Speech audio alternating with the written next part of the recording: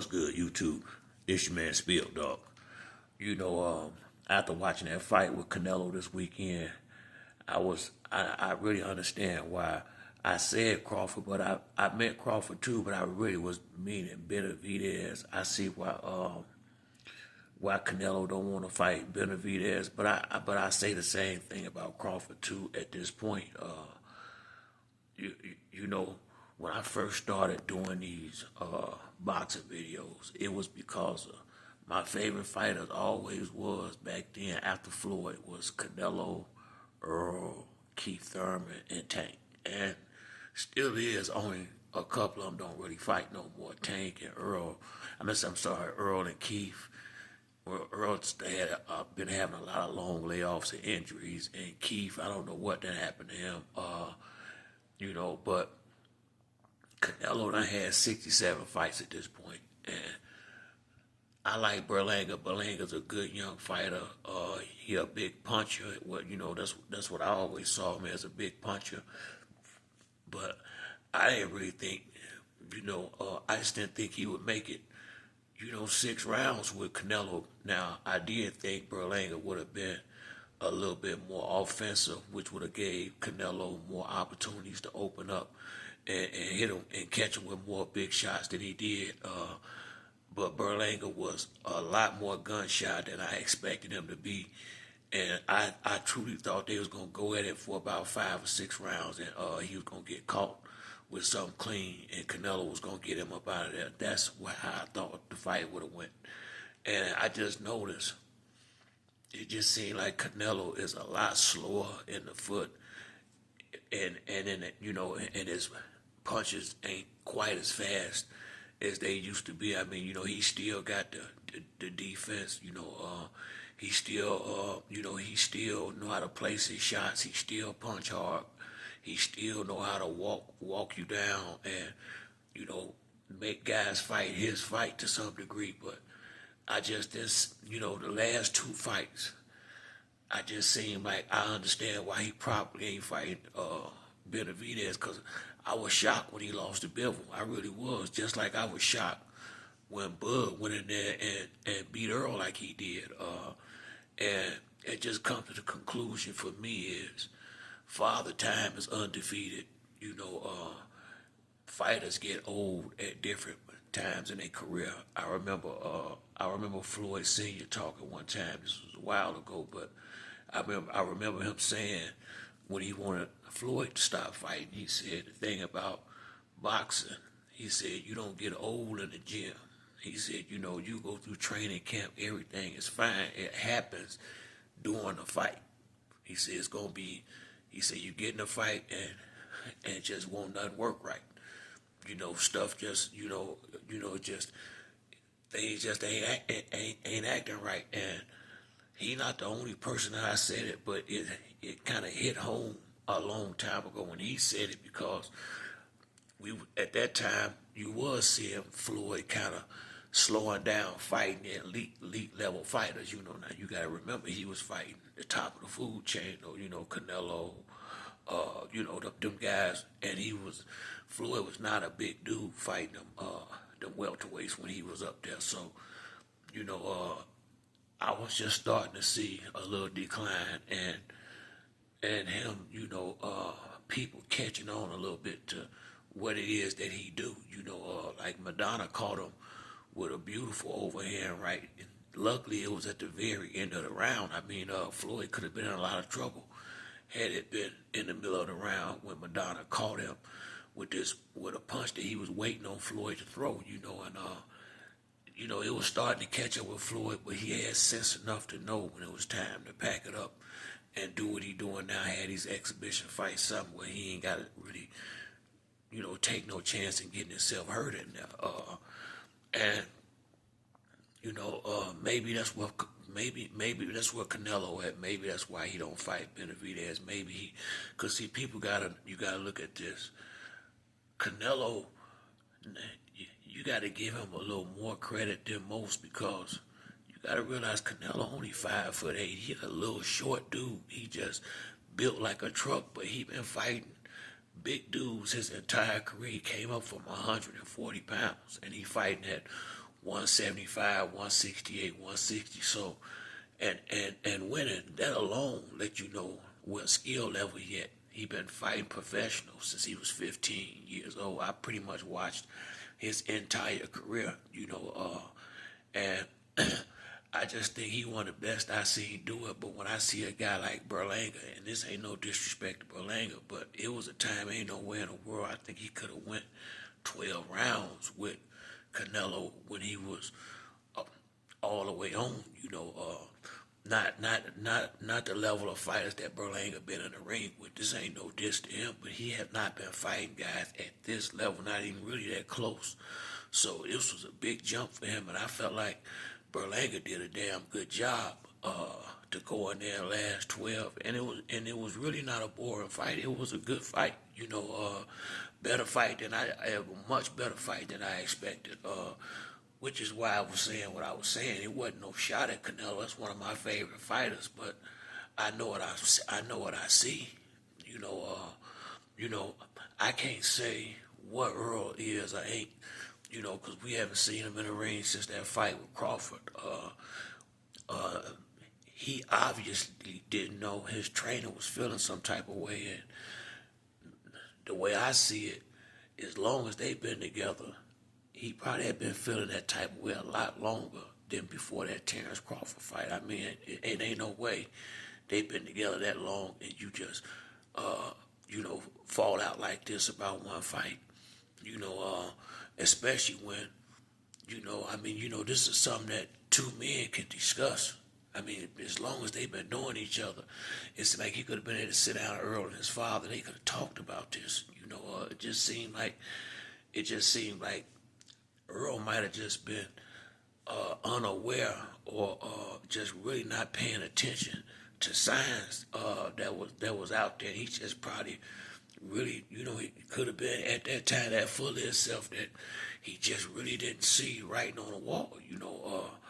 Derrick James most definitely didn't do his best job training him for that particular fight. And I mean, that just, you can just see that in the ring. Not that Crawford wasn't doing his thing. It just seemed like he wasn't prepared for the boy at all. Just from the outside looking in. I've seen Earl fight Sean Porter. I've seen Crawford fight Sean Porter. I've seen Earl fight Kell Brook. I've seen Crawford fight Kell Brook. So when I see guys that they both done beat, and I see guys that Earl done beat have a lot more success with Bud than Earl did. I gotta look back in the preparation for the fight to some degree. Kenny Porter had his son ready for Earl and Sean. And for Bud to the degree he could get him ready. Whether he won or lost, Sean came in there and made them dudes fight. But those were like Canelo, Earl, Tank. At one time, Keith Thurman. Those was the guys that was fighting the next man up. Taking on tough fights. Not walking out here getting all these walks in the parks, set up fights like we see a lot of dudes doing now. Just uncompetitive matches. I feel like from the time Earl got to the point where he was a contender, he got the best guy he could get in the ring every time he got out there. I felt like Keith was doing that when he fought Sean. Keith fought at the time. Guerrero was considered one of the top welterweights, and he was going. They was going through the deck until Earl and Keith started. He paused with Earl Spence for whatever reason. And Earl, once he got the belt, he paused with Keith Thurman, on the back and forth, tit for tat type thing. But outside of that, they was fighting the best, the next best man up, just like even after Earl sat out the ring for 17 months, he still honored the fans and Crawford and took the big fight. Whether he won or lost don't matter. Somebody got to win, somebody got to lose. And see, we got so many crab fans now. the fans get so crab and get so extra excited about a win or a loss is what got these guys scared to lose. A lot of them. Earl lose one good fight, and all of a sudden he trash. It's unbelievable to a guy that they say was pound for pound. So if y'all say he pound for pound, how can he be trash if you lose to the guy that y'all already just been called pound for pound? I mean, it's just this is the type of fans that's out here now, But point being, I just don't think look what happened to Danny Garcia. I don't think like when Earl fought at his best, Canelo, I give him a credit. He does stay busier than Spence now. But once you get to the point where you're not even fighting once a year, I mean that really ain't enough. I think Earl was at his best when he fought two or three times a year. That's when he was fighting at his best. I think the last time we really seen him really fight at a truly high level, if we being honest, is when he beat Mikey Garcia, and people say he didn't knock Mikey out.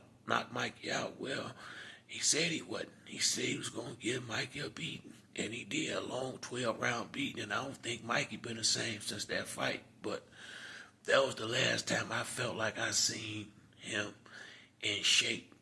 I think Earl got the big head. Ain't no, let's keep that part real, because he almost lost the fight with Sean Porter. Having to lose a lot of weight real fast, and Sean gave him a go in that fight. I mean, if it wasn't for that knockdown, Earl lose that fight. I really believe that. If it wasn't for that knockdown he got in the 11th round, he would have lost that fight to Sean Porter. I think he know that. That was but it still was what the fans came to see, a fight, and Roy Jones called it. Because I was thinking Roy was hating on Spence at one time, but because Roy was so pro HBO, but I think Roy was just being honest when he said when Earl fought Sean, that was gonna be his first time in the ring with somebody. And I was thinking, shit, he done fought Kell Brook, Lamont Peterson, Mikey Garcia, Ocampo. He had fought a lot of good fighters for Roy to say that, but apparently he knew something. Well, obviously he knew something we didn't, because that was up until that time, that was Earl's, to me, toughest fight, the one he had with Sean Porter. But once again, he was coming in with the big head a little bit, partying, hanging out, drinking, doing a lot of stuff he really shouldn't have been doing. I can't remember I think it was after that fight, I'm not sure, when he had the accident, but it just seemed like after the accident, he kind of got back grounded. I think he fought Danny, but then he had a long layoff, fought Ugas, then he took a long, then Bud kind of waited him out, Smart, and,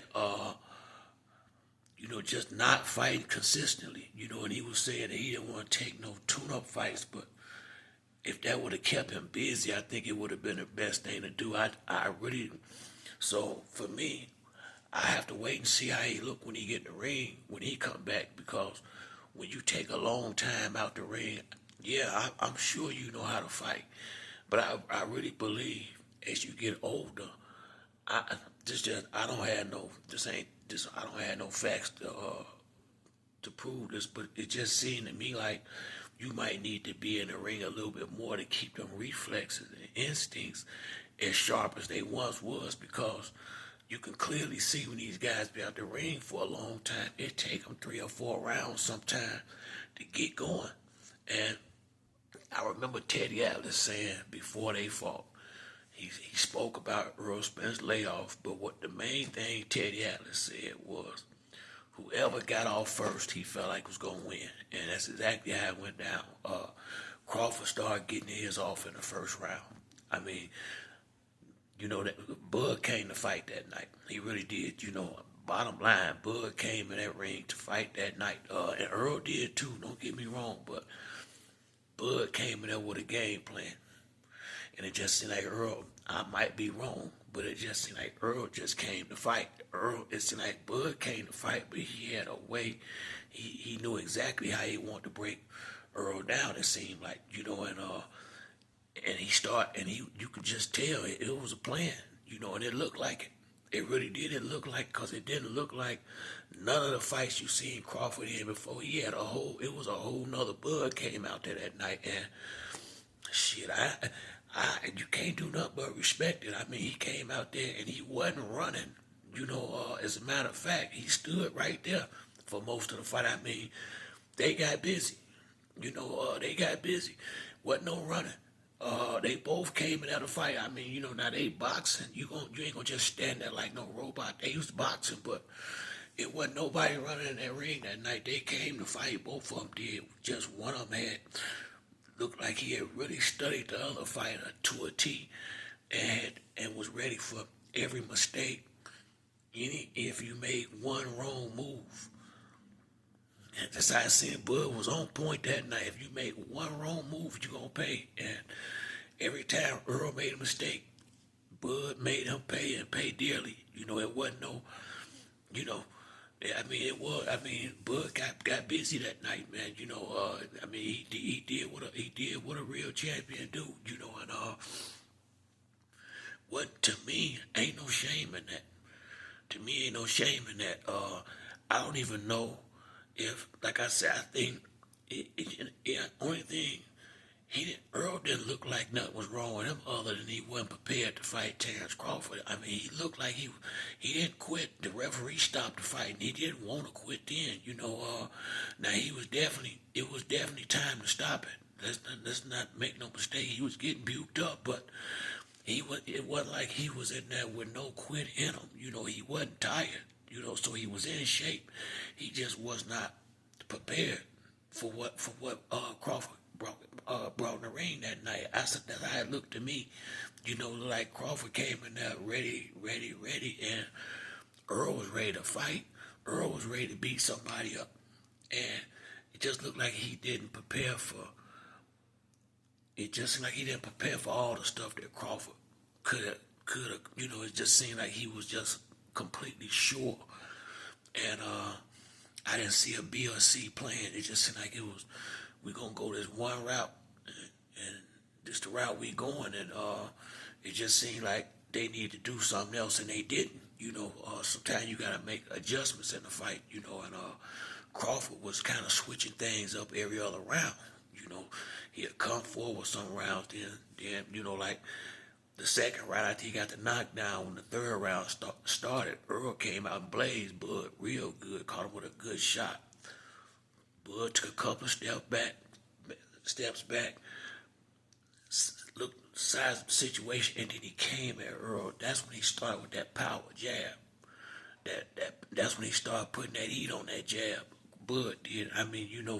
Start throwing that, you know what I'm saying? That power, that right power jab, that was really the killer that night. That power jab did it. And I was telling dudes, got on the video, that was saying that Bud right hand is what you got to be careful of.